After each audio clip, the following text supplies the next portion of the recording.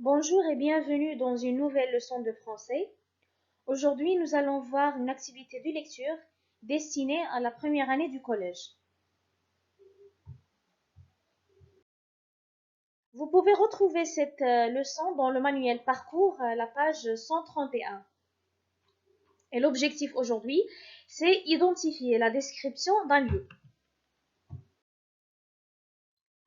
Nous allons commencer par une lecture du texte, donc le deuxième texte proposé, parce qu'ils ont proposé deux textes dans le livre. Donc voilà, je commence.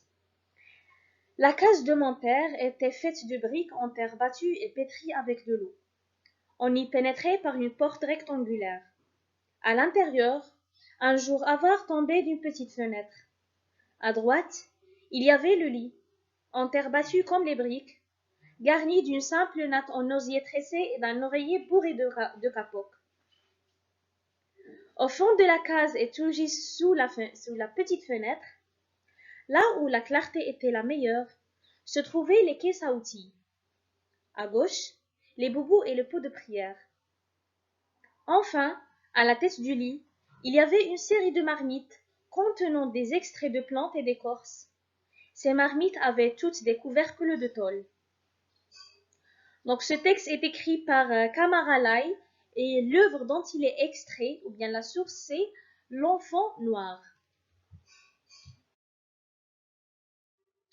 Maintenant, nous allons essayer de construire, donc on va passer à l'étape de construction du sens du texte. Je vais commencer par relever les éléments du texte. Le premier élément, le personnage, qui est le narrateur. Le cadre spatial, ou bien le lieu, c'est la case du père. Et vous avez ici, dans cette image, un exemple d'une case. Donc vous pouvez remarquer que c'est une sorte de maison. De quoi s'agit-il dans le texte? Il s'agit d'une description d'un lieu. Le narrateur décrit la case de son père. Nous allons commencer par relever les parties décrites dans le texte. Voilà, comme vous pouvez le voir, je les ai surlignées en vert. Ce sont toutes des parties de la case qui sont décrites dans le texte. Bien sûr, vous avez la case, une porte qui est un élément de la case, la fenêtre, le lit et la tête du lit. Pour décrire ces éléments qu'on vient de mentionner, comme le lit, la case, etc., le narrateur il a employé des localisateurs. Nous allons voir ces localisateurs. Après, je vais vous expliquer ce que ça veut dire ou bien à quoi ça sert. Vous avez à l'intérieur, à droite, sous, à gauche, au fond, à la tête. Ces localisateurs nous permettent de savoir la position de chaque élément. Par exemple, je vais poser la question, dans la case, le lit, il était où? Ou bien il était positionné dans quelle partie? Et bien sûr, la réponse, ce serait à droite. La même chose pour les autres éléments décrits.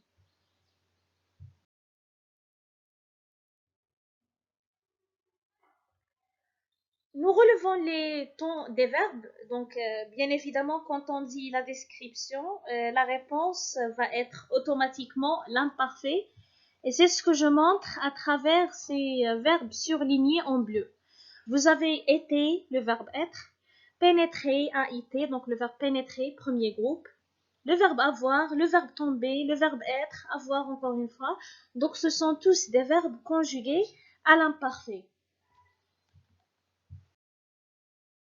Plusieurs adjectifs qualificatifs et caractérisants comme les compléments de nom et la comparaison sont employés dans ce texte. J'en cite rectangulaire, adjectif qualificatif qui montre la forme de la porte, petite, adjectif qualificatif, en terre battue, un complément de nom, comme les briques, comparaison, simple natte, donc simple c'est un adjectif qualificatif, en osier tressé, donc vous avez un complément de nom, oreiller bourré de capots, petite encore une fois, et il y en a d'autres bien évidemment. Pour conclure et comme synthèse pour cette activité, La description d'un lieu, donc on peut décrire des lieux ou bien des parties de lieux. La cuisine, la porte de la cuisine, la table du salon, un jardin, un bureau. Et pour décrire ces lieux ou bien ces parties de lieux, on utilise des localisateurs. Les localisateurs nous permettent de préciser et de savoir la position ou l'emplacement de chaque élément.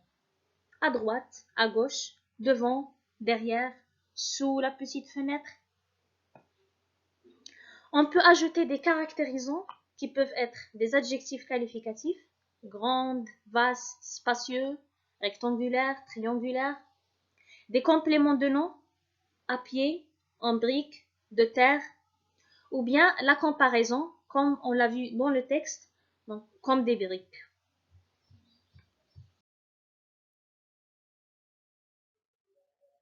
C'était tout pour l'activité d'aujourd'hui. Si vous avez des questions, posez-les en commentaire. Je vous dis merci et à bientôt dans une nouvelle vidéo, Inch'Allah.